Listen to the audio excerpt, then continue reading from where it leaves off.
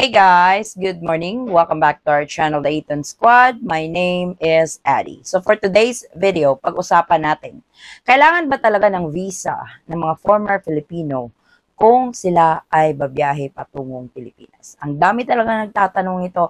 Ang daming na-confused. Meron ding mga naka-experience na hiningan ng visa ng mga airline dahil papunta sila ng Pilipinas. Pag-usapan natin. Details coming up.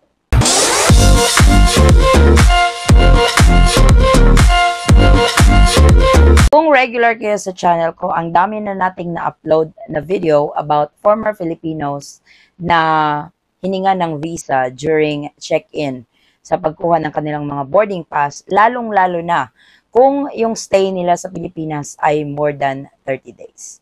Kasi nga, you are a holder of a foreign passport, may mga certain rules, especially visa rules, kung ikaw ay pupunta ng Pilipinas. Kasi nga, under kayo sa foreign nationals category. Pero ano nga ba talaga ang patakaran para sa mga former Filipinos when it comes to visa rules kung kayo ay uuwi ng Pilipinas?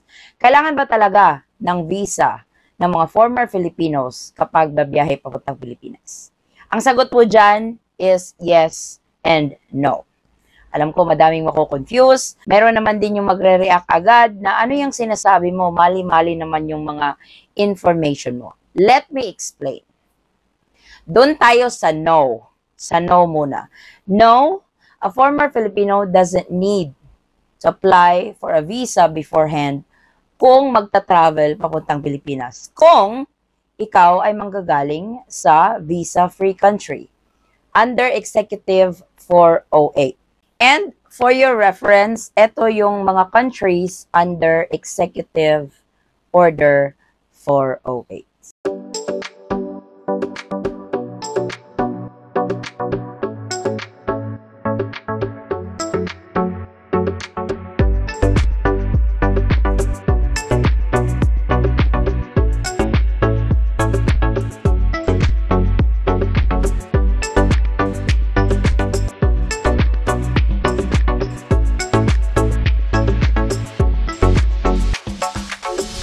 So kung nakita mo yung country mo doon sa listahan, hindi mo kailangang mag-apply ng visa o hindi mo kailangang may visa ka para makapagbiyahe ka sa Pilipinas as a former Filipino. Pero, tandaan po natin lagi na kapag ikaw ay isang former Filipino na babiyahe ng Pilipinas, lalong-lalo na kung yung stay mo sa Philippines ay pangmatagalan, or yung return ticket mo is more than 30 days, magpakita ng proof, mga pruweba na former Filipino ka dati.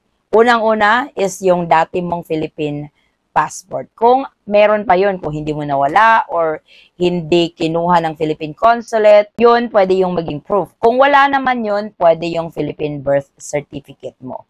Kung wala ka ng kopya ng birth certificate mo, pwede ka mag-request online sa PSA para makakuha ng kopya. Rinig ko din, pwede ang mga Philippine government IDs, pwede din yung naturalization certificate ninyo kasi naka-indicate doon na former Filipino kayo. Huwag kayong aasa doon sa country of birth sa mga foreign passports ninyo na Philippines kasi hindi naman lahat na may ganun ay mga former Filipino.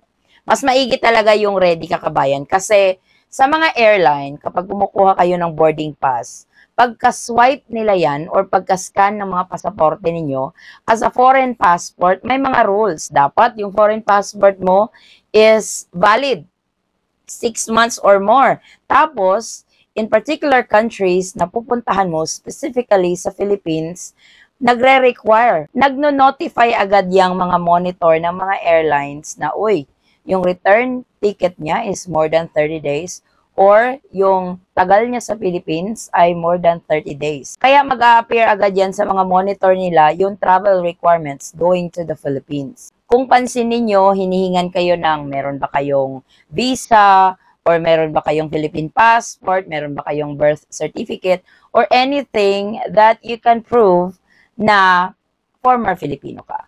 Huwag kayong magalit kasi may iba tayong kababayan na hindi talaga nararanasan yon. Kasi sabi nila, pabalik-balik na daw sila ng Pilipinas, hindi na sila hinihingan. malamang hindi na kayo hingan kasi nakikita na yun sa mga stamp ninyo, ng previous stamp ng balikbayan visa nyo na andun sa mga pasaporte. Pero doon sa mga kabayan nating uuwi pa lang, for how many years na hindi nakauwi, nagbago ang mga protocols for former Filipinos.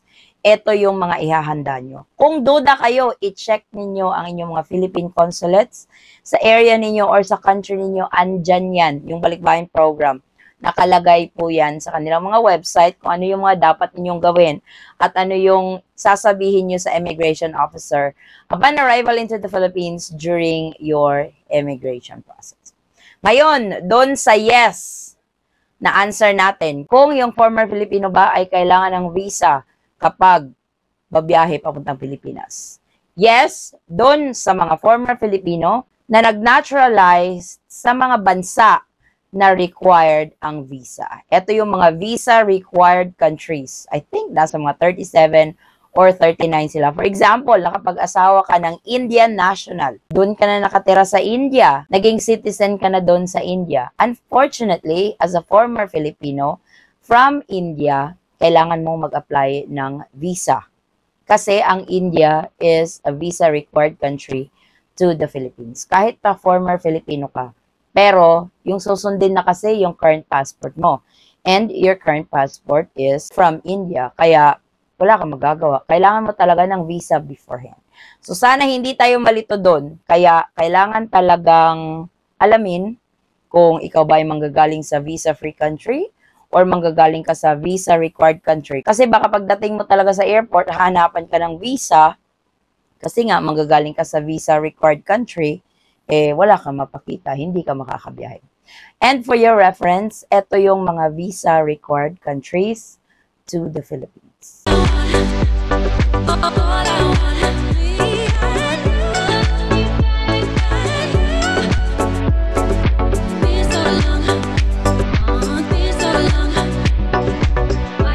So sana naging klaro tayo doon para sa mga former Filipino kung sino yung mga hindi kailangan ng visa kapag babiyahe papuntang Pilipinas at sino yung mga kailangan ng visa beforehand bago makapagbiyahe papuntang Pilipinas. Kaya i-check nyo lagi ang mga travel requirements, kabayan, lalong-lalo na kung hindi kayo nakauwi ng ilang taon kasi madami na pong nagbago sa travel protocols ng Pilipinas, particularly to former Filipinos category.